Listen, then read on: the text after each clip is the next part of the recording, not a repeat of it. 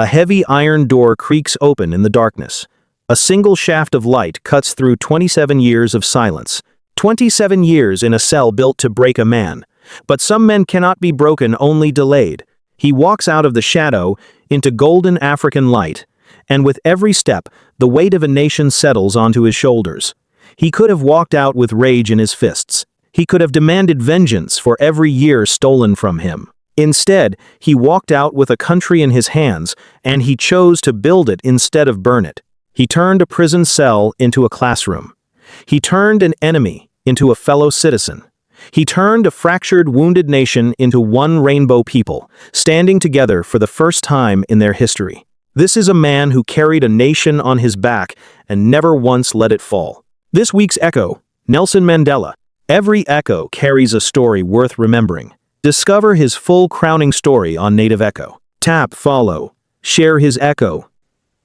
Good morning, good afternoon, and good evening from wherever you're watching this and whenever you are watching this video. I am Henry Obada, and I bring to you another episode of Mirror Our Culture.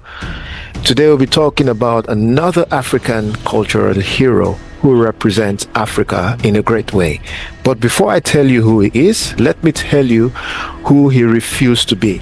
He was locked in a prison cell for 27 years, and at some point, they offered him a deal to walk free, just denounce the fight, and he looked at them in the eye and said no. That is the man we are talking about today, and as you guessed, his name is Nelson Mandela. His story will change how you think about freedom, courage, and what one life can do. I believe it will change you. Nelson Mandela was born on the 18th of July, 1918, in a tiny village called Vezo in South Africa's Eastern Cape. He was born to the Madiba clan, a branch of the royal Thembu family. His father was a chief, his great-grandfather a king. So royalty was literally in his blood. Fun fact, his birth name was not Nelson, it was Ro Li Halal, a Xhosa word that literally means troublemaker. His teacher named him Nelson on his very first day of school because colonial masters found African names too difficult to pronounce. He spent his entire life proving that his birth name was the right one. Nelson studied law. He opened the first black law firm in South Africa, fighting cases for people who had been crushed by apartheid, often for free. He became one of the most wanted men in the country, and in 1964, at his own trial, when his life was literally on the line, he stood up and he gave one of the greatest speeches in human history. He said, "I have cherished the ideal of the democratic and free society. It is an ideal for which I am prepared to die." And the court sentenced him to life imprisonment. Now here's what I want you to understand about Mandela that goes deeper than history books. He was not just a political figure, he was a deeply African man in his values, in his spirit, in how he saw the world. He belonged to the Xhosa people, one of South Africa's great nations, and he carried the traditions of his culture into everything he did. The Xhosa have a philosophy called Ubuntu. You may have heard it. Umuntu, Ngumuntu, Ngambantu. A person is a person through other people, not through their wealth, not through their power, through their relationship to others, and Mandela lived that. When he became president after 27 years in prison, he did not speak revenge. He sought reconciliation. That was Ubuntu in action. Another mind-blowing fact, the name Madiba, the name that people call him with deep love and respect, came from his clan. Every member of the Madiba clan carried the name as a mark of belonging. When the world started calling him Madiba, they were not using a nickname. They were calling him by his people, his culture, his roots.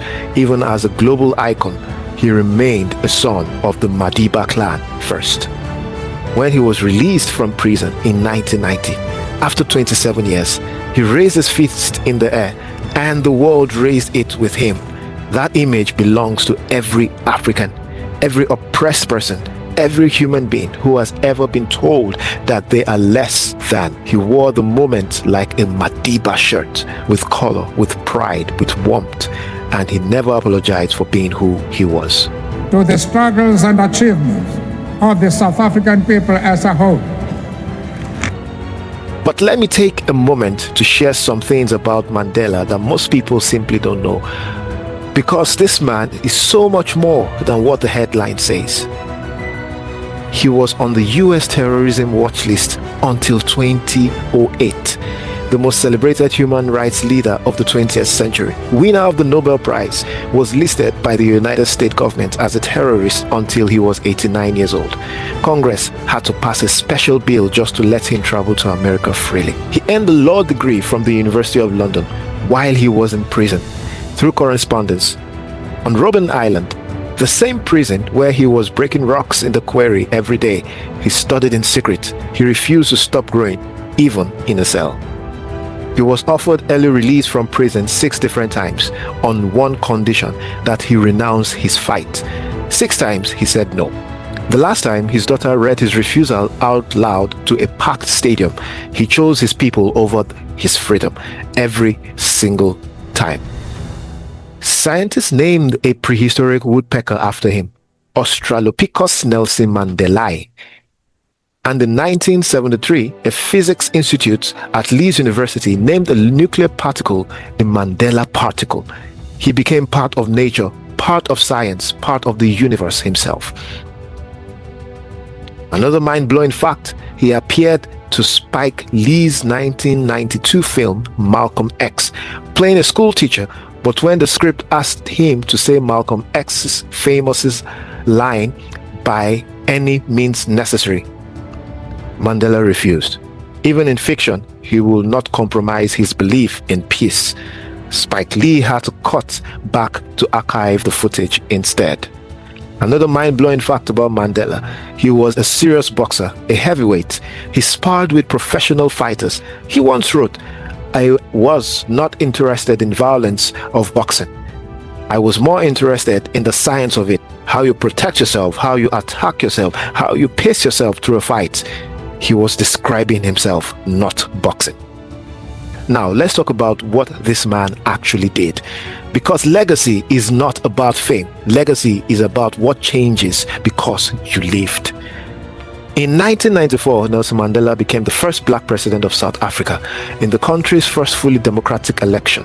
Millions of black South Africans voted for the first time in their lives. Some of them wept at the polling station. Some of them were in their 70s and 80s voting for the very first time. That is what he made possible. But here's what sets him apart from every other revolutionary in history. He won, and then he chose not to punish.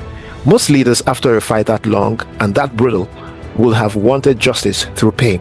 Mandela wanted justice through healing. He created the Truth and Reconciliation Commission. He invited his former jailer to his inauguration. He wore the Springbok rugby jersey, the symbol of white South Africa, and embraced his team. Not because he forgot what they did, but because he understood that the nation cannot move forward while he was looking backward. Now hear this. He received over 695 awards, including the 1993 Nobel Peace Prize. More than 25 universities and schools carry his name. He holds 115 honorary degrees. Over 95 sculptures and statues honor him across the world. And in 2009, the United Nations declared July 18th his birthday, Nelson Mandela International Day. The UN had never named a day after a living person before. He was the first. And after all of that, after being president, after the Nobel Prize, after becoming the most celebrated human being on the planet, he still donated 1/3 of his presidential salary every single month to children's charity. He never stopped giving, he never stopped serving. Even in his 90s, even in retirement, the mission never ended. Nelson Mandela spent 27 years in a prison cell, and when he walked out, he was not bitter, he was not broken, he was ready. He was ready to build the world he had imagined from inside that cell. In his own words, it always seems impossible until it's done. Changes his principles depending on whom he is dealing. That is not a man who can lead a nation. He didn't say that about apartheid. He was talking to you about your fight, your dream, your impossible thing. We celebrate Mandela not because his history is finished, but because it is still being written. Every young person who refuses to give up, every leader who chooses healing over revenge, every voice that speaks when it's easier to stay silent, that is Mandela, still alive in the world. That is his legacy walking, and now it's yours to carry. If this story moved you, share it with someone in your contact, someone in your connect, and someone in your network needs to hear this, and we'll see you in the next one. Thank you.